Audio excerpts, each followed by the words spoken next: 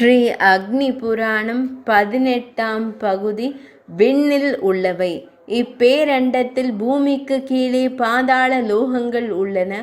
அவை அதலம், விதலம், நிதலம், சுபச, அதிமது, மகாக்ஷணீயம், சுதலம், அக்ரயம் என 7 ஆகும்.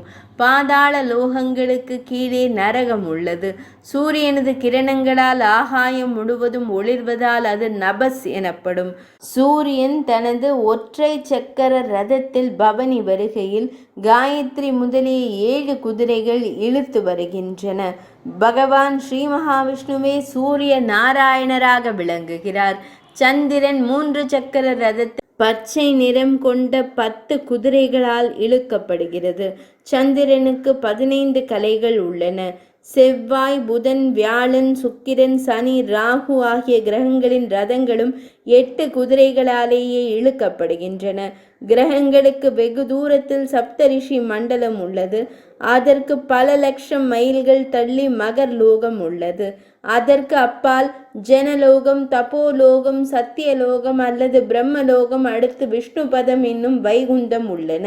இவ்வாறு விளக்கி வந்த அக்னி தேவர் அடுத்து வானசாஸ்திர முறைப்படி மங்கள கர்மாக்கள் பலவற்றை விளக்கி பின்னர் 60 வருடங்களை குறித்தும் அந்தந்த ஆண்டு பலன்கள் குறித்தும் விளக்கினார். பிரபவ முதல் அக்ஷய வரை உள்ள 60 ஆண்டு பலன்களையும் விவரித்து உரைத்தார்.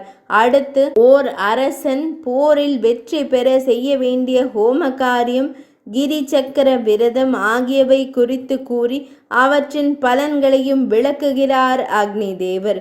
18ஆம் பகுதி இனிதே நிறைவடைந்தது.